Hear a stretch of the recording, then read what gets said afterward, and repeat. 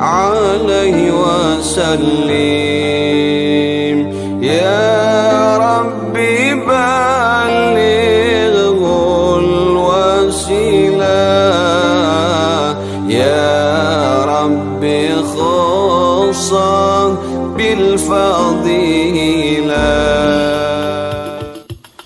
Assalamualaikum warahmatullahi wabarakatuh. Alhamdulillahirabbil alamin wa bihi nasta'in ala umurid dunya waddin. Wassalatu wassalamu ala asrafil anbiya'i wal mursalin sayyidina wa maulana Muhammadin wa ala alihi washabihi ajmain. Baiklah adik-adik, jumpa lagi dengan podcast algebra. Tapi kesempatan kali ini kita tidak membahas pelajaran ya. Kita memperingati Maulid Nabi Muhammad SAW 1442 Hijriah. Pada kesempatan kali ini istimewa ya anak-anak. Kenapa istimewa? Karena pada bulan ini merupakan bulan kelahiran seseorang yang istimewa, yaitu Nabiullah, penutup para nabi, Nabi besar Muhammad SAW.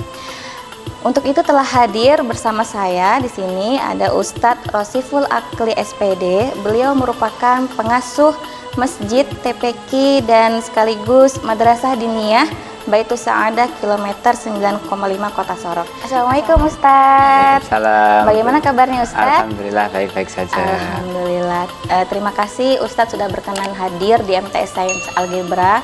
Kami keluarga besar MTS Sains Algebra Kota Sorong dalam rangka memperingati Maulid Nabi Muhammad SAW itu mengadakan pengajian di madrasah. Tapi karena pandemi dan oleh pemerintah belum memperbolehkan mengumpulkan banyak orang, maka Ustadz kami undang di sini untuk berbincang-bincang mengenai sejarah Nabi Muhammad SAW dan juga seputar Maulid itu sendiri. Baik Ustadz, mungkin bisa diceritakan sedikit tentang kelahiran Nabi Muhammad SAW dan bagaimana sosok seperti apa Nabi itu sebelum diangkat menjadi Nabi dan Rasul. Silakan Ustaz. Baik, terima kasih. Assalamualaikum warahmatullahi wabarakatuh. Jadi sebelum menceritakan tentang kelahiran Nabi itu sendiri, bahwasanya perlu diketahui Allah itu menciptakan Nabi Muhammad atau Nur Nabi Muhammad tepatnya itu yang pertama kali sebelum menciptakan langit, bumi, neraka, surga. Itu Allah menciptakan Nur Nabi Muhammad.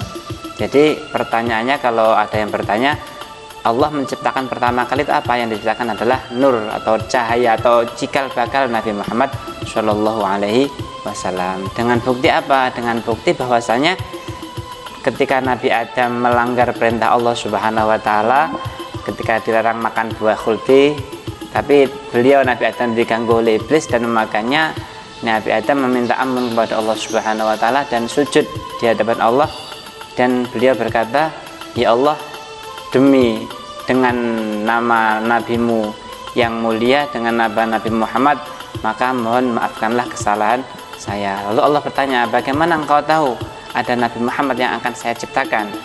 Lalu Allah menjawab, lalu Nabi Adam menjawab, di situ di Arash ada tulis la ilaha illallah Muhammadur Rasulullah. Jadi itulah pertama kali Nabi Muhammad sebelum diciptakan jasadnya atau tubuhnya, nurnya atau cikal bakalnya sudah ada semenjak Allah pertama kali menciptakannya. Dan nur itu kemana? Jadi nur itu berpindah-pindah. Jadi sebelum kelahiran Nabi Muhammad yang dikenal kita, dikenal oleh kalangan umat Islam tanggal 12 Rabiul Awal, itu kelahiran yang kedua atau kelahiran secara umumnya manusia. Kelahiran yang pertama Nabi Muhammad SAW yaitu ketika pindahnya Nur Muhammad dari tubuh Sayyid Abdullah atau bapaknya ke rahim Siti Aminah. Jadi Nur itu berpindah-pindah mulai Nabi Adam sampai Nabi Ibrahim, Nabi Ismail sampai Sayyid Abdullah, Sayyidah Aminah. Jadi kelahiran Nur Muhammad yang pertama itu ketika bulan Rajab. Bulan Rajab itu Nur Muhammad pindah dari Sayyid Abdullah ke Sayyidah Aminah, itu kelahiran yang pertama. Semenjak itu lahirlah Nabi Muhammad. Kalau dihitung dari bulan Rajab ke Rabiul Awal itu pas 9 bulan. Makanya itu kelahiran Nabi Muhammad yang pertama, yang kedua di dunia ini. Itu yang pertama tentang kelahirannya. Tentang sosok Nabi tentang Muhammad, sosok Nabi Muhammad Shallallahu Alaihi sebelum Wasallam. diangkat menjadi Nabi dan Sebelum Rasul. diangkat menjadi Nabi dan Rasul.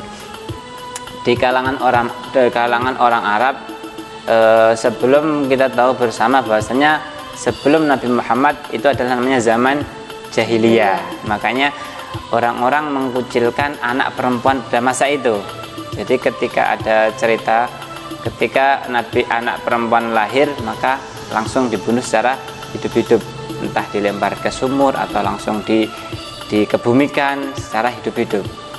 Di kelahiran Nabi Muhammad itu ada cerita tersendiri, yaitu pamannya yang bernama Abi Thalib, pamannya Nabi yang bernama Abu Lahab itu sangat gembira dengan kelahiran beliau, karena itu kan termasuk paman. Jadi lahirlah Nabi Muhammad anak laki-laki, karena sangat gembiranya Abu Lahab maka memerdekakan budak yang bernama Thuwaibah al-Aslamiyah kalau nggak salah.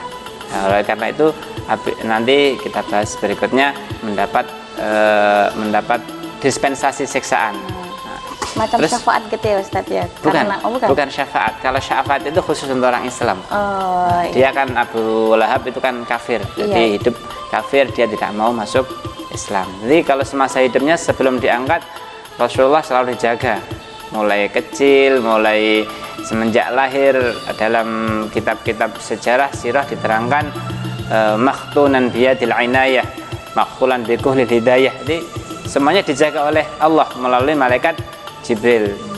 Terbukti ada zaman Rasulullah yang kita kenal luas, yaitu peristiwa pembersihan hati atau disobek dadanya. Itu kan berarti Rasulullah yang pertama dibersihkan hatinya. Yang kedua sebelum Nabi Muhammad Isra Mi'raj. Jadi Nabi Muhammad mulai kecil, mulai umur mulai semenjak balita, mulai bayi itu dijaga oleh Allah Subhanahu wa taala. Terus semenjak dia dewasa, beliau juga seperti manusia biasa, tapi punya keistimewaan yang sangat luar biasa.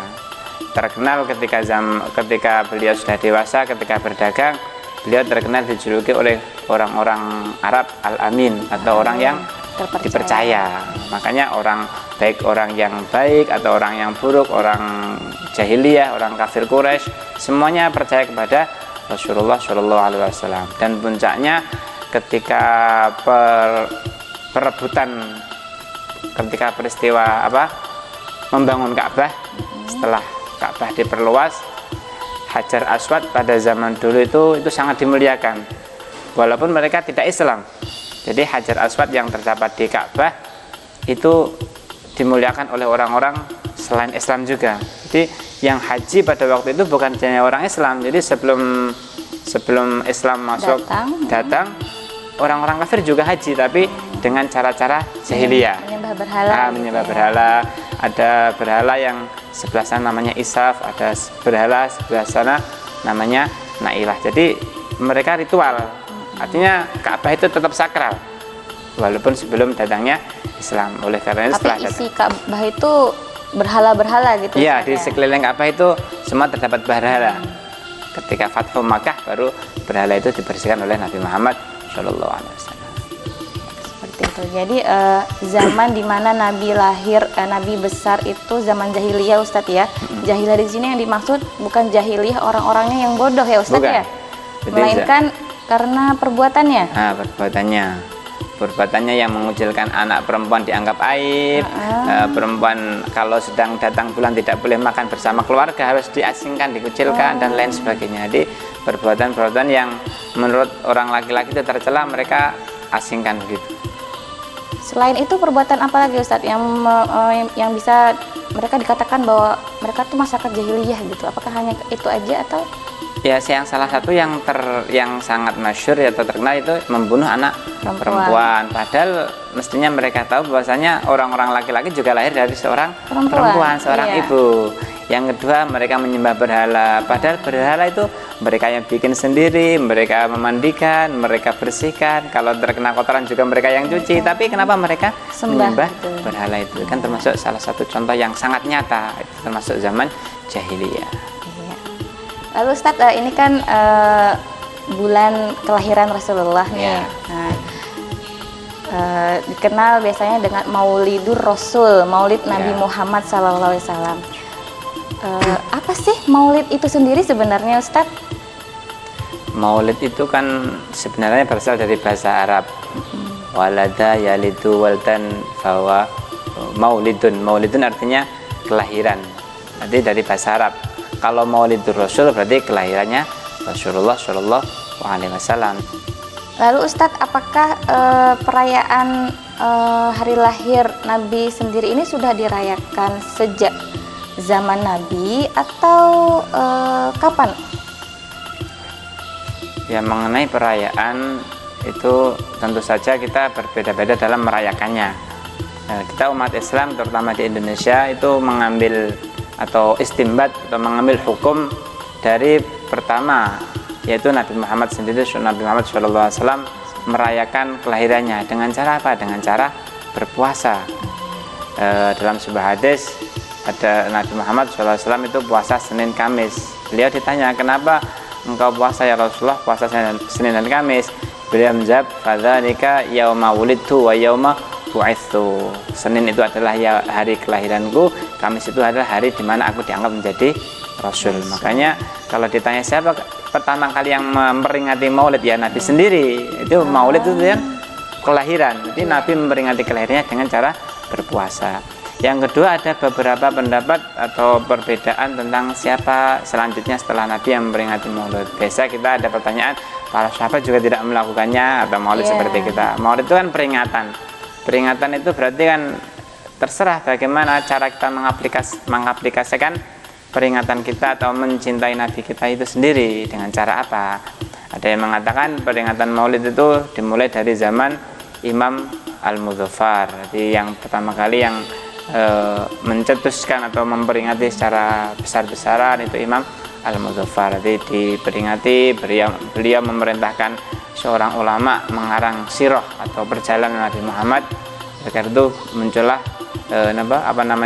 Al-Barzanji. Itu berarti yang diperintahkan oleh Imam Al-Muzaffar itu. Ada yang mengatakan ya macam-macam, ada yang mengatakan Salahuddin Al-Ayyubi, cuma yang paling masyhur itu adalah Imam Al-Muzaffar itu. Nah, ini terkait polemik yang beredar di masyarakat, Ustadz, terutama di media sosial tentang cara memperingati kelahiran Nabi Muhammad SAW oleh sebagian penganut Islam di Indonesia.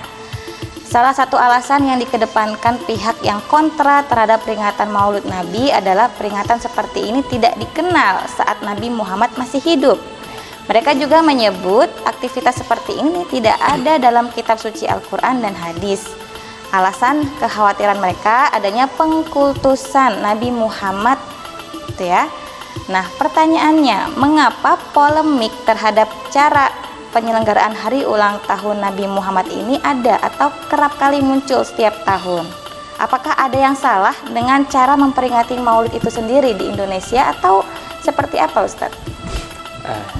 Sepertinya tidak ada yang salah kalau menurut saya pribadi, karena saya dibesarkan dari pesantren, didikan ala pesantren, jadi tidak ada yang salah untuk cara memperingati kita. Bahkan guru-gurunya guru kami yaitu Profesor Dr. Said Muhammad Al-Maliki mengatakan tidaklah layak seorang mukmin mempertanyakan kenapa harus memperingati Maulid Nabi. Jadi seakan-akan kalau ada yang bertanya begitu, kenapa kita bahagia dengan lahirnya Nabi Muhammad, itu kan sangat fatal. Jadi kita memperingati Maulidur Rasul atau Maulid Nabi itu tanda kita bahagia munculnya Nabi Muhammad, munculnya sang penolong, munculnya sang pencerah, munculnya pembimbing kita yang memberi syafaat kita akan bahagia. Jadi kalau orang bertanya kenapa harus dengan Maulid, kenapa harus diperingati, berarti kan rasa bahagia kita dipertanyakan. Berarti nggak tepat kalau orang bertanya apa hukum Maulid Nabi itu ya, Ustadz ya. Nah, makanya hukum kelahiran seseorang masa dihukumi gitu kan ya, Ustadz ya. Yang bertanya begitu mereka merayakan ulang tahunnya sendiri, keluarganya, anaknya. Untuk kenapa mereka tidak tanyakan kepada lingkungan sendiri? Justru malah Nabi kita yang ditanyakan. Kenapa begitu? Seharusnya kan kecintaan kita, ada sebuah hadis mengatakan la yu'minu ahadukum hatta akuna ahabbu ilaihi min waladihi wa waladihi wan nasi ajma'ina. Tidak sempurna iman kalian semua selama saya Nabi Muhammad tidak dicintai melebihi dari anaknya, orang tuanya dan semua manusia. Jadi yang seharusnya wajib kita cintai itu bukan keluarga kita, yang pertama adalah Nabi kita, itu yang pertama. Yang kedua terus mengenai para sahabat tidak melakukannya, para tabi'in tidak melakukannya, itu kan tidak ada dalam Al-Quran hadis, itu kan mereka saja yang kurang teliti mungkin, atau biasa kita dengar dengan istilah bid'ah, kita dibid'ahkan. Jadi mereka seharusnya kalau mau meneliti hadis atau membaca hadis secara menyeluruh, tidak dipotong-potong, tidak hanya kullu bid'atin dhalalah, setiap bid'ah pasti sesat, tidak begitu saja. Jadi ada sebuah hadis yang mengatakan kurang lebih wa may ya'ish minkum min ba'di fasayara ikhtilafan katsiran. Nabi Muhammad bersabda, barang siapa yang hidup setelah saya maka akan menemui perbedaan yang banyak. Alaikum bisunnati wa sunnati khulafair rasyidin min ba'di addu 'alaiha bin nawajidhi. Maka peganglah sunnahku atau ajaranku dan sunnah atau ajaran khulafaur rasyidin, peganglah dengan kuat. Artinya sunnah khulafaur rasyidin itu apa? Salah satunya adalah satu contoh sholat taraweh. Pada zaman Nabi Muhammad kan juga tidak ada. Ketika zaman Sayyidina Umar mengadakan sholat taraweh 20 rakaat. Pada zaman Nabi tidak ada, tapi semua di situ sahabat yang alim-alim, yang sudah dijamin ahli surga, yang sudah mendapat suatu contoh. Umar bin Khattab yang mempeloporinya, yang menyelenggarakannya. Di situ imamnya adalah Ubay bin Ka'ab. Kalau dalam sebuah hadis bahwasanya Ubay bin Ka'ab itu pernah mendapat salam dari Allah Subhanahu wa taala. Kalau kita biasanya Bu Guru dapat salam dari temannya, Pak Guru dapat salam, kan gitu-gitu.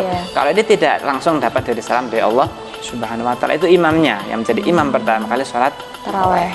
Di situ nggak ada pun satu sahabat pun yang eskal, ini zaman Nabi, ini bid'ah, ini tidak ada zaman Nabi, tidak ada begitu. Mereka tahu apa? Mereka mengetahui bahwasanya ini termasuk sunnah khulafaur rasyidin atau tuntunan dari para pengganti Rasulullah Shallallahu Alaihi Wasallam. Jadi menurut saya tidak ada yang salah. Yang salah ya, cara mengungkapkan kebahagiaannya itu sendiri. Begitu. Jadi solusinya nih kita sebagai masyarakat untuk menyikapi kontroversi seperti itu menurut Ustadz seperti apa? Solusinya tidak usah disahkan. Kalau menurut saya tanggapan orang yang membid'ahkan itu sudah keliru, jadi nggak usah disikapi, biarkan saja mereka. Kita tetap positif, kita tetap cinta Rasul dengan cara yang benar tentunya, tidak berfoya-foya, tidak ada perbuatan yang melanggar syariat. Jadi biarkan mereka mengatakan bid'ah, yang penting kita tetap fokus, kita tetap ada ulama yang mengatakan begitu, kita niatnya cinta Rasulullah, mengharap syafaatnya dan lain sebagainya. Nah, dalam rangka memperingati perayaan Maulid Nabi sendiri, menurut Ustadz kira-kira sebenarnya itu susunan acara yang ideal dalam rangka memperingati Maulid Nabi itu bagaimana sih? Apakah dibebaskan? Kan kita tahu ya Ustadz ya, di Indonesia sendiri perayaan Maulid Nabi itu berbagai daerah itu kan macam-macam gitu ya. Di Bali sendiri mungkin ada tradisi khususnya, terus di Sulawesi, di Sorong sendiri pun mungkin ada tradisi khususnya. Nah, apakah perayaan tata cara yang ideal menurut Ustadz itu seperti apa? Apakah diserahkan begitu saja sesuai tradisi daerah masing-masing, atau memang ada tata cara yang baku gitu? Harusnya Maulid Nabi itu seperti ini loh, supaya tidak keluar dari syariat Islam. Untuk memperingati Maulid Nabi itu sendiri, kalau sepengetahuan kami tidak ada aturan yang baku, harus begini, harus begitu. Itu bisa diserahkan kepada sesuai dengan adatnya daerah masing-masing. Yang jelas aturan yang baku adalah dalam perayaan itu sendiri tidak boleh ada sesuatu hal yang bertentangan dengan agama Islam. Selama acara itu tidak ada bertentangan dengan agama Islam, bebas mau bikin apa. Cuma kalau menurut saya pribadi, yang paling ideal itu harus memperbanyak baca sholawat, membaca sirah Nabi, baik al-barzanji, at-tibai, mahal qiyam dan lain sebagainya. Jadi bebas menurut dikembalikan kepada tradisi masing-masing suatu daerah itu sendiri. Ya, merunut setiap daerah itu memiliki tadi berbicara masalah tradisi Maulid Nabi masing-masing daerah. Nah, kalau kita perhatikan lebih jauh Ustadz, jadi setiap daerah itu panganan khas Nah, khas Maulid Nabi ini yang sering sekali ditanyakan oleh murid-murid saya, kenapa identik dengan yang namanya telur dihias-hias? Ada apa gitu? Ada makna tersembunyi apa dengan telur kok lebih kok jadi kayak ciri khas gitu? Dalam perayaan Maulid Nabi pasti harus ada telurnya. Itu kalau menurut saya telur itu punya 3 lapisan. Jadi dalam Islam kita juga punya ada 3 lapisan. Yang pertama iman. Iman digambarkan dengan kulit telurnya atau cangkang telurnya. Yang kedua lapisannya adalah Islam kita, beragama kita, digambarkan dengan yang warna putih. Jadi agama Islam itu agama yang putih, agama yang bersih, tidak ada perbuatan yang melalang syariat, tidak ada yang bertentangan dengan norma-norma agama. Yang ketiga itu sendiri adalah kuning telurnya atau intinya itu al-ihsan atau berbuat baik kepada semua manusia, baik kepada Allah, baik kepada sesama, tetangga, teman, dan lain sebagainya. Baik Pak Ustadz, berikut adalah pertanyaan terakhir sebagai penutup. Mungkin kiranya Pak Ustadz bisa memberikan hikmah atau pesan bagi adik-adik, khususnya adik-adik MTS Sains Algebra. Pesan apa yang bisa kita ambil, kita petik dari momentum peringatan Maulid Nabi ini sendiri? Yang terakhir saya berpesan kepada diri saya pribadi, terutama selanjutnya kepada adik-adik sekalian, di momentum pada atau peringatan Maulid Nabi ini kita harus menambah rasa cinta kita kepada Nabi kita Muhammad Shallallahu Alaihi Wasallam. Dengan cara apa? Yang paling mudah saja, kita memperbanyak baca sholawat kepada Nabi Muhammad. Kalau hari ini mungkin diusahakan pasti mampu minimal 100 kali, itu pasti mampu lah. Jadi minimal paling itu. Kalau kita cinta dengan mengikuti sunnahnya, ajarannya itu terlalu banyak. Ya kita tetap mengikuti ajarannya, mengikuti sunnahnya. Tapi untuk momentum kali ini kalau saya boleh mengajak, kita memperbanyak baca sholawat. Insya Allah dengan kita baca sholawat kita akan dituntun, dibimbing oleh Allah Subhanahu Wa Taala menuju jalan yang diridhai Allah Subhanahu Wa Taala. Dan yang terakhir lagi, lagi di era milenial seperti ini, zaman semua pakai HP, gadget, saya sarankan kalau menonton video-video atau ceramah-ceramah agama itu dipilah, jangan semuanya masuk, apalagi semuanya bilang ini tidak boleh, ini bid'ah, ini sesat. Nah itu mending tidak usah nggak usah ditonton kalau hal seperti itu, diabaikan saja. Kita ikuti guru-guru kita ikuti kiai-kiai kita. Kita kan tidak pernah menyalahkan mereka, tapi kita menyalahkan kita juga punya landasan. Jadi jangan ditonton mentah-mentah, jangan diambil mentah-mentah video-video yang seperti itu. Jadi kita harus pintar memilih hal-hal yang saling menyalahkan sama umat Islam itu sendiri. Apalagi kita hidup di Kota Sorong, kita tingkat kerukunan beragamanya kita nomor 1, apalagi kita sama orang Islam non Muslim saja rukun, apalagi dengan orang Islam tidak rukun. Jadi jangan sampai menyalah-nyalahkan.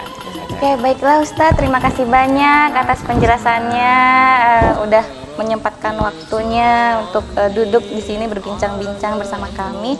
Dan sebagai penutup, mudah-mudahan dengan penyelenggaraan peringatan Maulid Nabi Muhammad SAW 1442 Hijriah ini, kecintaan kita kepada Rasulullah semakin mendalam dengan meneladani keluhuran budi beliau.